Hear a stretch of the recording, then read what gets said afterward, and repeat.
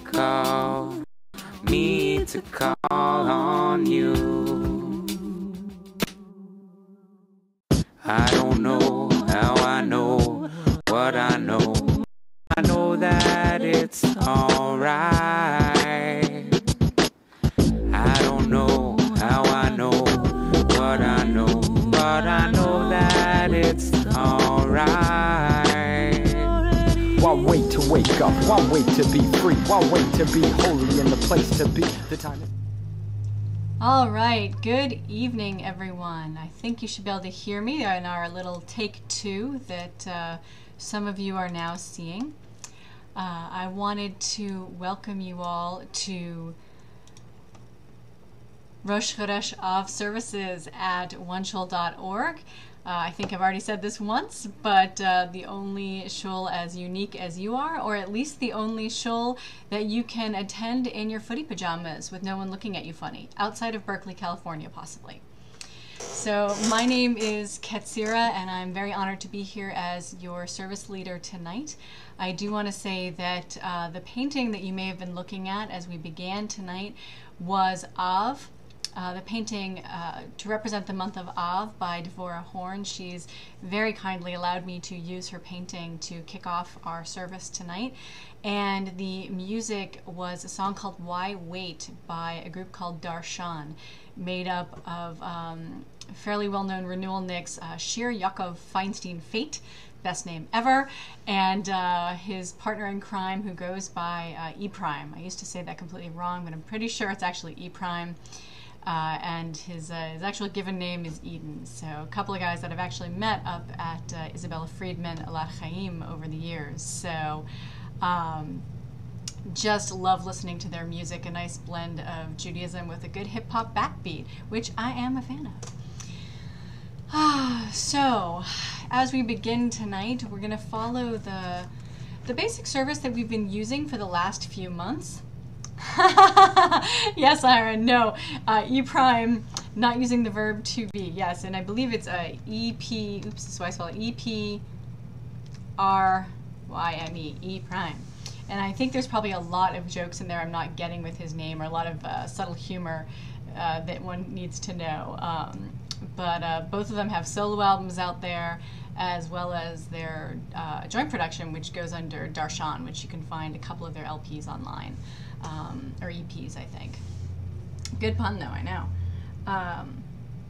So the service we've been using for the last couple of months, and since I've been leading services here with One Shul, is one that I originally developed for a group that I led at my home for about a year and a half. And it's translated pretty well online so far. So, but one of the things I'm looking to do, hopefully in the next maybe 6 months, if not, I've got to remember the high holidays are going to be in the middle there, is to actually develop a unique Rosh Chodesh service that was designed just for the One Shul experience, that takes into account even more of our unique medium of cyberspace and the fact that our community is often encountered via text and people engaging in their own homes and then sharing what they're doing via the text chat, with the service leader being live video streaming. So I really want to, I'm hoping in the next few months I can really explore what that means and bring in something a little bit different and something that really pulls on what we've been doing and pulls on Jewish tradition and then really explores this new medium that we're playing in. So if you've joined us before, this will sound very familiar, and the glow from my iPad, sorry, as I'm pulling my script up. But just the reminder that our intent tonight is to come together as a community and welcome in the new month, give thanks for all blessings in the month that has passed, ask for strength in the month to come, and open ourselves up to receiving blessings of divine energy.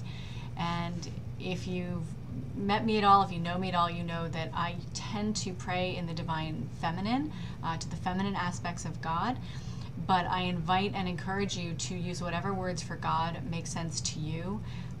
If I'm using Shekhinah, which is the divine indwelling presence that is usually seen as feminine, and you prefer Adonai, you should use Adonai. Whichever words really work for you in there. Especially, it's one of the things we can do in this environment is you don't have to worry about you using a different name for God throwing someone else off, because they can't hear you.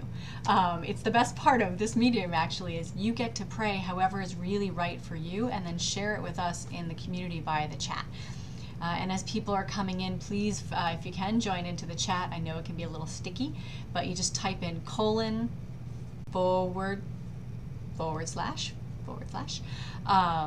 and log in, and you'll see the directions are on the page. You'll see it. So we work in really 3 parts for our service tonight. We begin with expressions of gratitude for the month that has passed. We then move into exploring the month to come, a little bit of drosh there about the month of Av. We look at prayers for strength, and then finally receiving of energy. And through all of that, I'll be asking you to share with us what it is you're grateful for, what it is you need strength for, what it is you're looking for blessings for.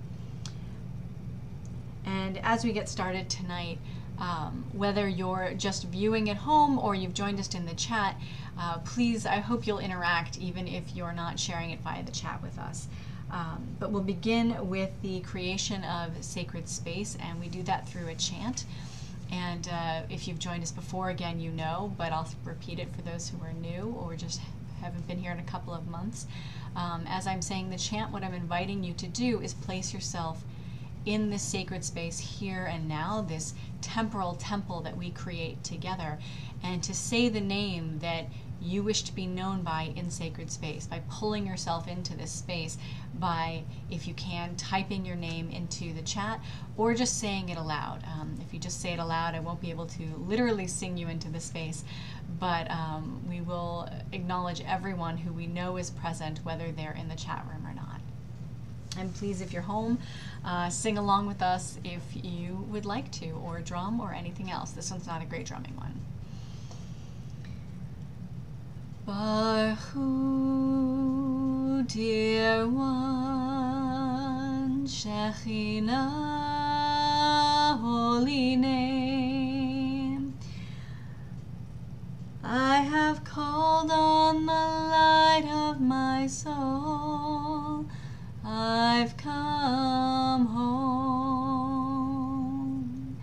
Baruch Hu, dear one, Shekhinah, holy name.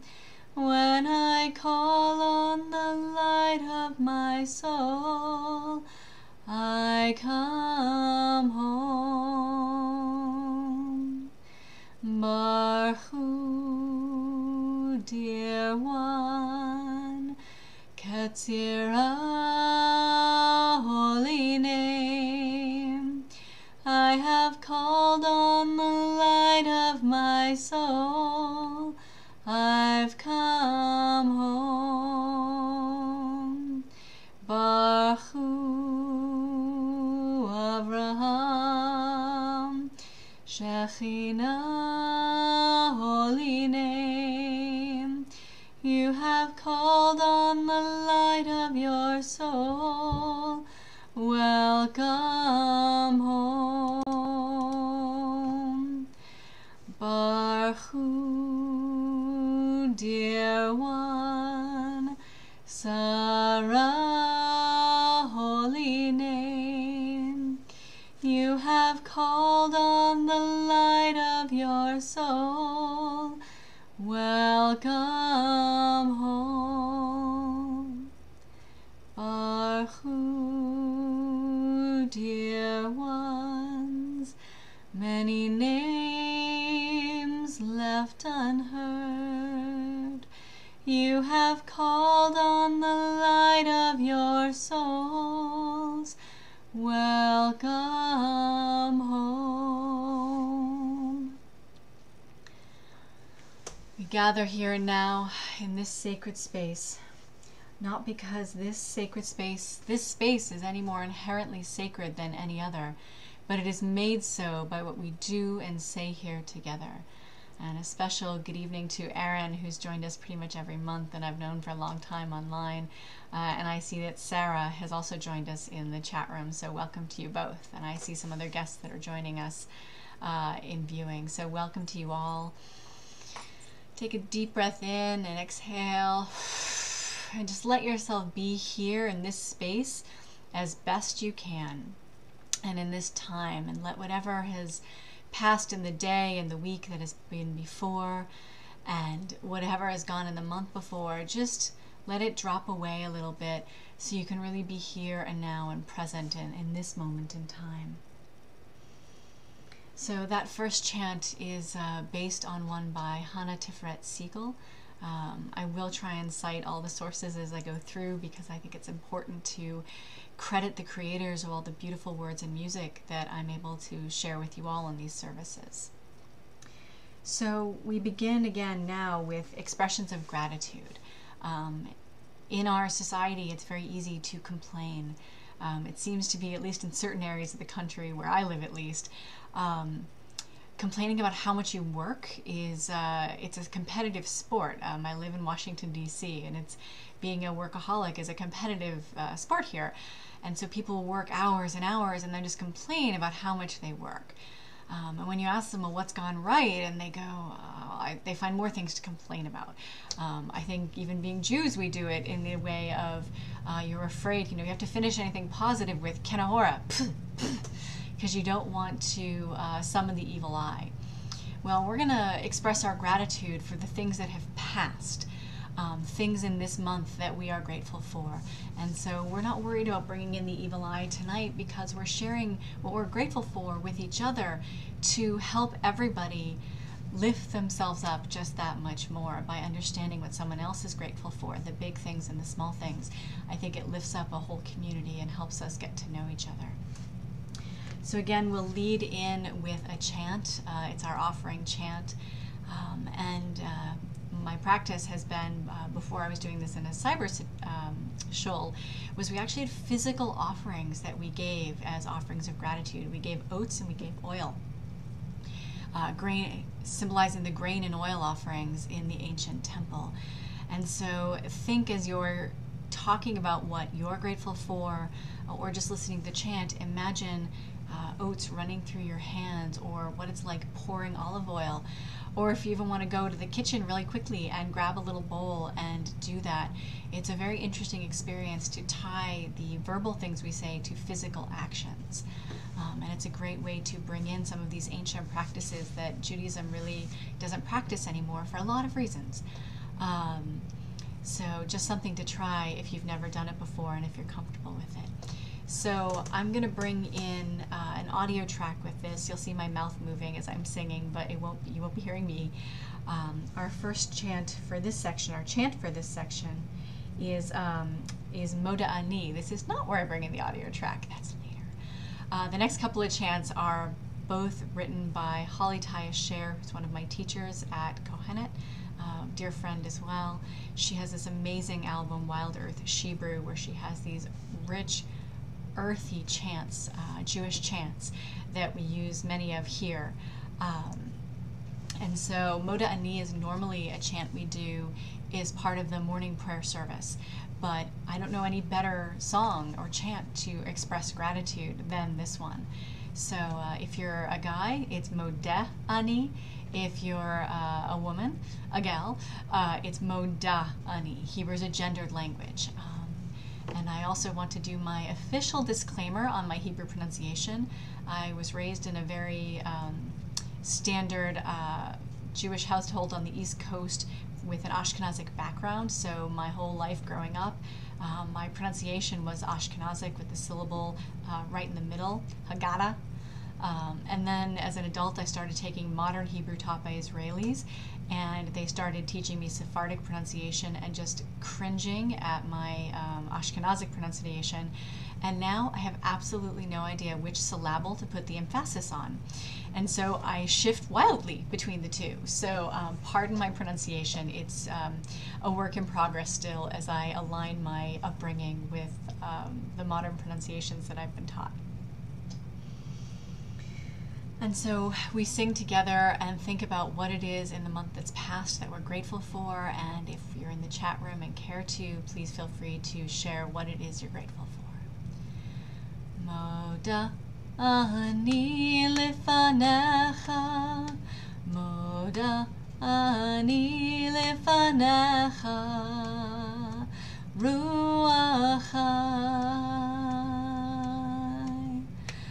v'kayam. Oh, I am grateful. Oh, I am grateful in the face of the one, in the face of the one. Moda ani lefanecha, Moda ani lefanecha, Ruach Chai v'kayam. Oh, I am grateful. Oh, I am grateful that the breath of life flows through me. Moda ani lefanecha, Moda ani lefanecha, Ruach Chai v'kayam. Oh, I am grateful. Oh, I am grateful in the face of the one, in the face of the one.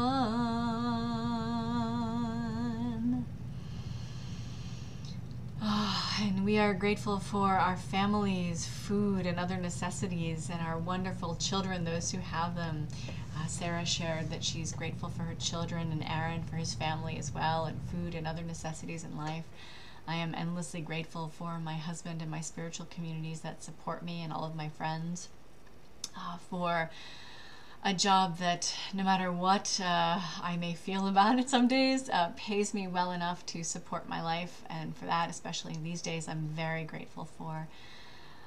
I'm very grateful for PunkTorah and One Shul, and all of you who are part of PunkTorah and One Shul.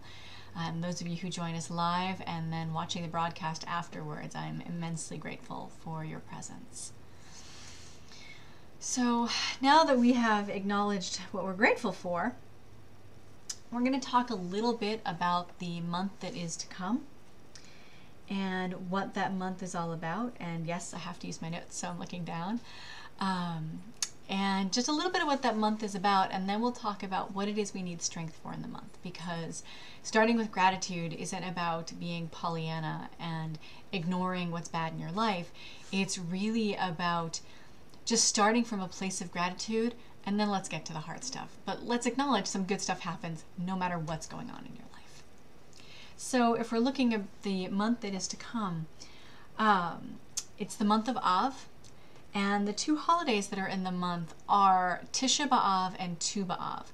For most people, those are pretty obscure holidays that they've never heard of. A friend of mine actually commented about another friend who's getting married and said, "Oh, I know why you're getting married when you are. It's because it's after Tisha B'Av." And the whole room went, "I don't even know what that is." And she was very proud because she did know what it was.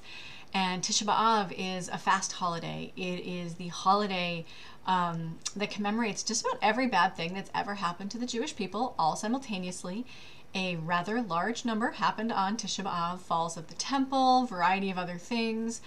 And so Tisha B'Av has traditionally been a fasting day and a day of mourning, and you didn't get married until after, in Av, until after Tisha B'Av. Kvetching day, exactly. It is like, list it, you got it, let's go, get everything that's bad out of your system.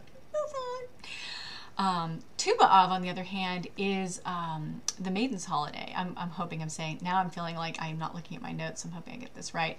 But my recollection of Tu B'Av is it's the holiday where the maidens would come out and they would each borrow a white dress from someone else. They would put the white dresses out and everyone would just take a white dress, so no one would have to be ashamed of their own clothing. If you were poor, you might have a rich garment for that day, and no one knew who gave what, so all the women felt equal on that day, and it was the wine harvest. And so it was this joyous celebration holiday just after Tu B'Av, which it's not when we don't celebrate anymore, but what a beautiful idea of a chance to donate clothing, donate to a food shelter, or just have a party where people do a swap of some kind. It's a really great chance to honor that holiday in modern times, or just wear white, whatever. So this year we've been mostly looking at the holidays through the 12 tribes, the months through the 12 tribes. Each month of the Jewish calendar has a lot of different things that are correspondences for it, and each of the 12 tribes has a month that they correspond to. So for Av, the tribe it corresponds to is the tribe of Shimon, or Simon, or Simeon, or however you pronounce it. There's so many ways it seems. And I have to admit, as I was researching Shimon this month, I had a really hard time. Not a pleasant tribe, not a pleasant patriarch. And so I had a bit of a rough time with it. In particular, that Shimon is the only, let me make sure I say this right, is that he is the only one who does not receive a blessing from Moses. All the tribes, there's 2 times the tribes are blessed. Once by Israel, he blesses his sons, the founders of the tribes, and then again at the end of the Torah, Moses blesses all the tribes again. Part of what's interesting is to see how do those correspond to each other and what does that teach us. But Shimon doesn't get a blessing at the end, which is really kind of shocking. But his name, the name comes from the idea of hearing, and that's the sense associated with the month. And so for me, that was part of what I started looking at is Shimon becomes a sacred witness. He doesn't get a blessing of his own to hear because he has to hear everybody else's. And the tribe is also associated with just one of the grossest, one of the really awful sections of the Torah, which is the destruction of the town of Shechem after the, ready for the air quotes, rape of Dinah. It depends on who's interpreting if she was raped or if she was in love and had a consensual thing, and her brothers felt that it wasn't okay, and they set up the whole town and massacred them. It's really unpleasant stuff. It's one of the chapters that I think is there for us to really challenge ourselves as to the meaning of it and then what we take from it. So here's this tribe that's about listening and about doing this horrible thing. And if you keep going on and you're sort of looking at what the tribe is about, where I kind of went is that with all the, yeah, Aaron, it was, what happened is the sons of Jacob decided that if the prince of Shechem and his entire town, all the men were circumcised, that they decided it was, they said it was okay for Dinah to marry him. And then while the men were recovering, they massacred the town. So if you believe Dinah was raped, maybe you think that's appropriate retribution. But if you read the rest, if you read it that she wasn't, it's pretty horrifying. So yeah, it's pretty ugly stuff, and the Torah is actually full of it, and I really do believe it's there to make us look at how violent our past may have been, and where we should be now. And yeah, the Torah does believe in an eye for an eye, although that's an awful lot more than an eye for an eye. That's yeah, it's pretty harsh. It seems well above and beyond, even if he was the prince of the city.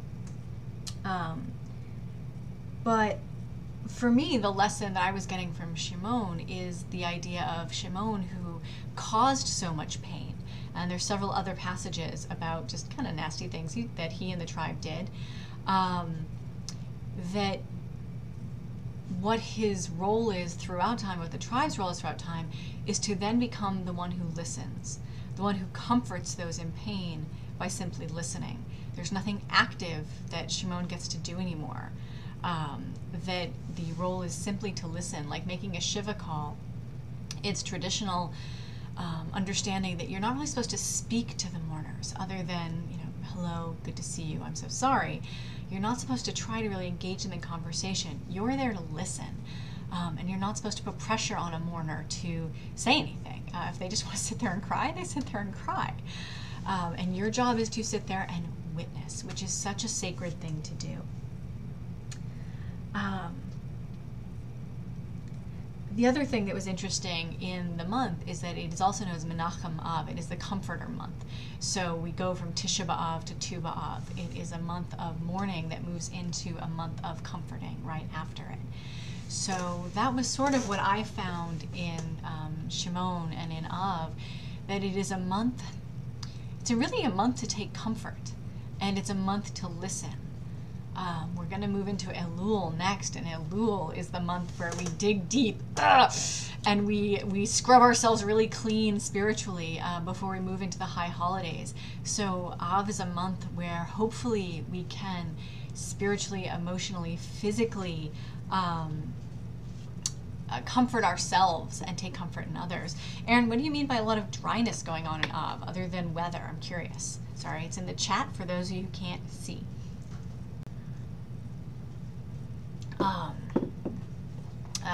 Where I am, it's very hot and damp mostly, so it's about 100 degrees, 90% humidity. But I will say, if I think where Aaron is going, is that this is one of the last months in the traditional calendar where we're praying for the dew to rise with the dawn. Yeah, symbolically, climate-wise in Israel. This is getting to the end of the dry season, and in the high holidays is when you begin, the rains are supposed to come in Sukkot. So absolutely, it's definitely that time where it's as dry as it can be, so take comfort where you can. So with that super uplifting drush tonight, sorry y'all, we are going to move back into the main part of our service, and we're going to ask for strength. And we're going to see what strength we need in the month. And definitely think about, what comfort do you need to get through the month? What is it that you're struggling with that you could use a sacred witness to hear and just be aware of for you? So again, we'll lead in with a chant for people to think about that, as well as share it in the chat room or with anyone in the room with you. Now we will actually have the audio from Holly Taya share, and the chant is "The Spirit is Growing." It is a Jewish version of a traditional circle chant.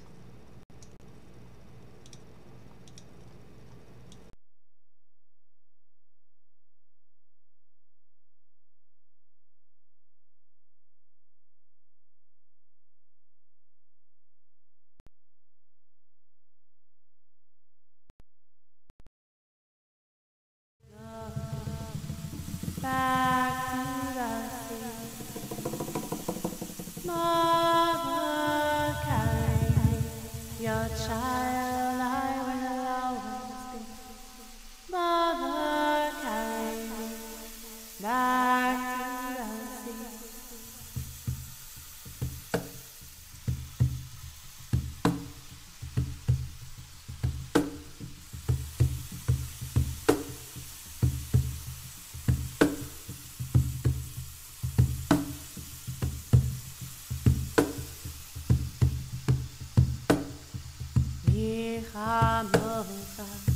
By Madonna, mi kamocha, and I vakode. No ratihilo to sefele, no ratihilo to sefele.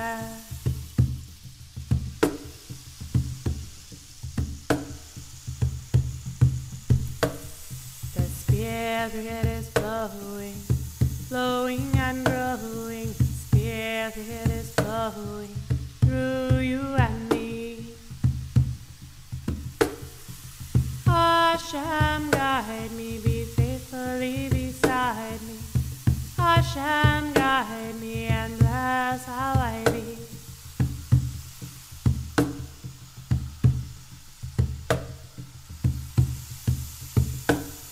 The Spirit is flowing. Flowing and growing, the Spirit is flowing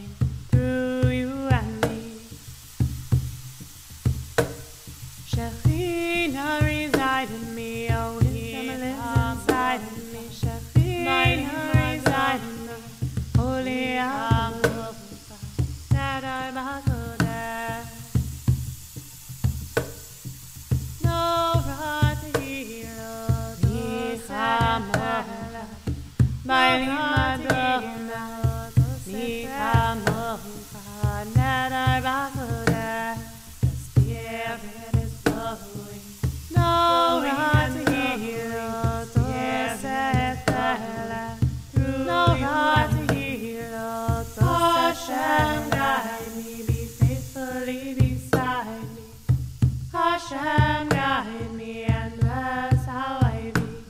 The Spirit is flowing, flowing and growing. The Spirit is flowing, growing and growing. The Spirit is flowing. Hashem, guide me, oh wisdom beside me, oh wisdom. Hashem, guide me and bless how I be. Oh holy and holy. Ba'elim Adonai, Micha Mocha, Ba'elim Adonai, Micha Mocha, Torah Tehillah, Torah Tehillah, Torah Tehillah, Torah Tehillah, Tosefela.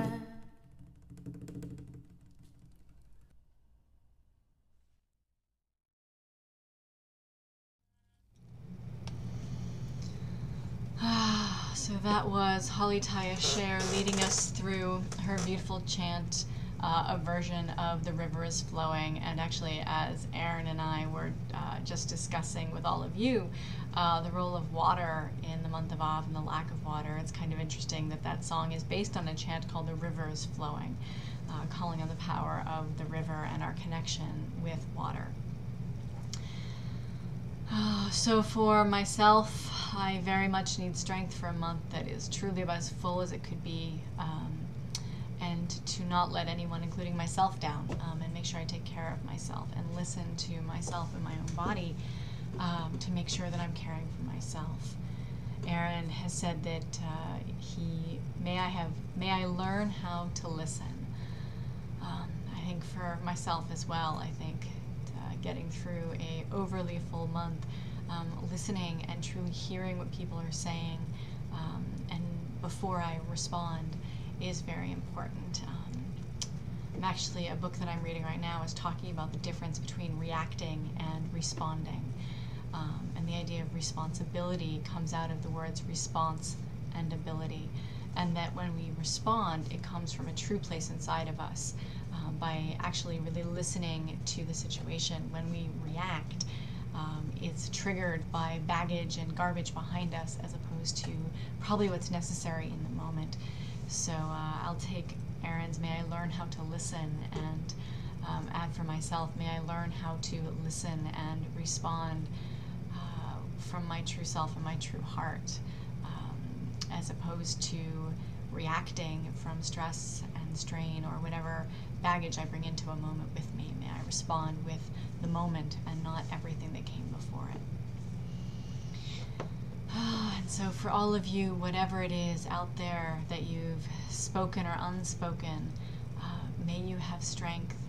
May you find whatever it is you're looking for this month to bring you through and to allow you to live the fullest life possible, and to allow you to experience the divine in your life however you experience it.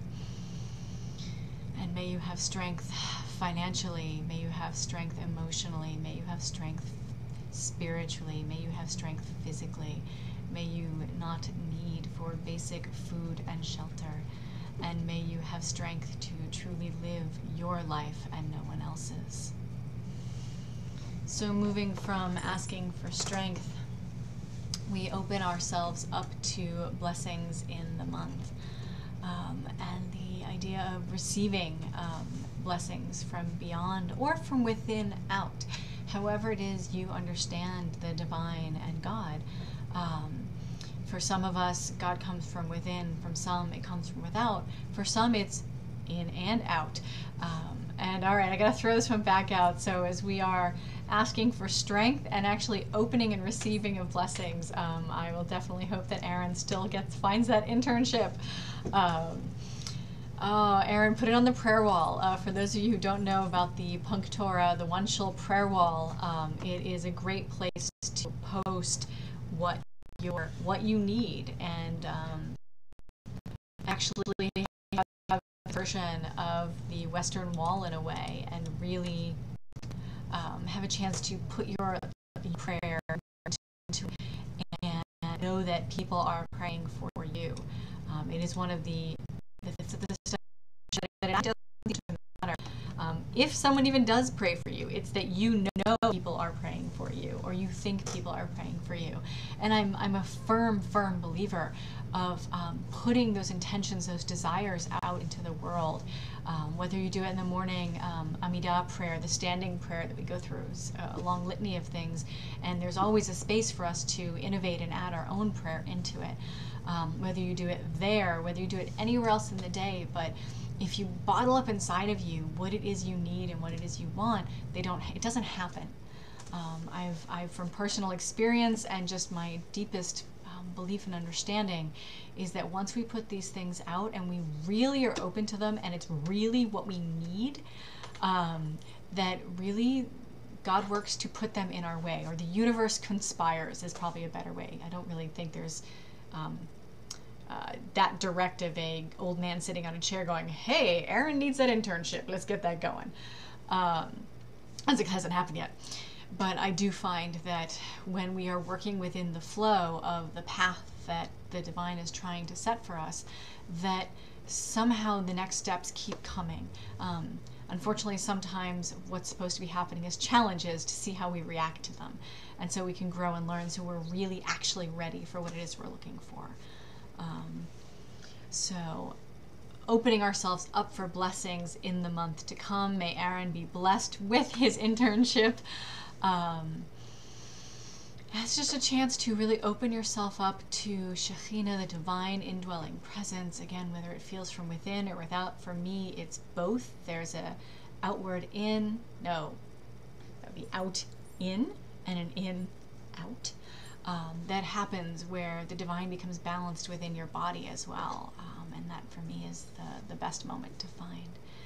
So this chant is, I believe it's traditional rainbow. It's a rainbow community traditional. It's like 20-year-old group, a rainbow community song. It's fairly well known online. I've heard it at a lot of different circles and events. But it's pretty simple. Sing along if you choose, or just close your eyes and open yourself up. And if nothing else, remember to breathe. And one other practice I want to share with you, I'm not sure if I've shared it before, is one called circle breathing. I find it to be a very helpful tool in my spiritual toolbox. And simply as you breathe in, let it spiral, and it doesn't matter if it's clockwise or counterclockwise, as long as you just reverse it after. But I breathe in counterclockwise and breathe in and spiral it all the way up through my head, and just either feel it or imagine it. And that's the cleansing breath. It takes everything up and out. And then you breathe in clockwise down through your body, grounding you into the earth and bringing all that is beautiful and the divine into your body. You can visualize that however you prefer. If you think that the exhale is the cleanse, and it doesn't really matter. But the idea is spiral the breath in one way to cleanse, and spiral the breath out the other way to bring in. And it's I find it a really helpful practice, and I can literally feel the breath spiraling through my body after a couple of breaths. So as we sing and breathe together. We are opening up in sweet surrender to the luminous love light of the One. We are opening up in sweet surrender to the luminous love light of the One. We are opening. We are opening. We are opening. We are opening. We are opening up in sweet surrender to the luminous love light of the One. We are opening up in sweet surrender to the luminous love light of the One. We are opening, we are opening, we are opening, we are opening, we are opening up in sweet surrender to the luminous love light of the One. We are opening up in sweet surrender to the luminous love light of the One. We are opening, we are opening, we are opening, we are opening.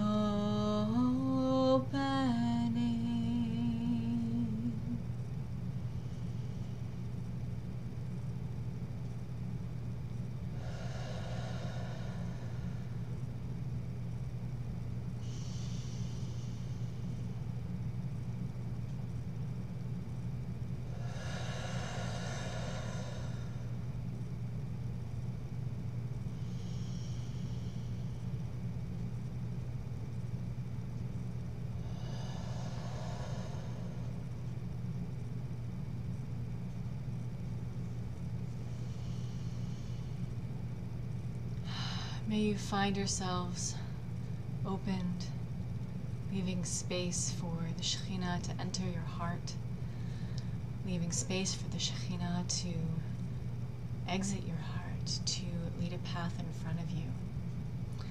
May you find that you are opening yourself up to truly listening to what others are saying around you and to what you are actually saying. May you open yourself in this month of Av to the remembrances of calamities past, but in fresh beginnings that are coming. May you open yourselves, may we open ourselves in this month of Av to breath and breathing. May we open ourselves in this month of Av to comfort in being the witness and the witnessing. May we open ourselves to the divine in all of its many forms, all of its many names, and all of its many faces. We open our hearts to the heart of the universe and know that we are one. Ken Yehi Ratzon, Chodesh Tov, Laila Tov. May this month of Av find you renewed, refreshed, comforted, so you may begin the month of Elul ready to dig deep into yourself and find what it is you need to work on before we meet the high holidays.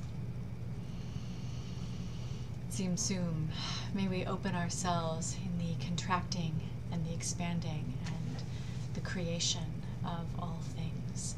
And with that, also invoking the name of Queen Tzimtzumai, which is a Jewish folklore name for God, built on the word Tzimtzum, who she is the one, for me, who creates space, where Shekhinah is the one who fills space. So Chodesh Tov to you all. Aaron, a pleasure seeing you as always. Sarah, lovely to meet you.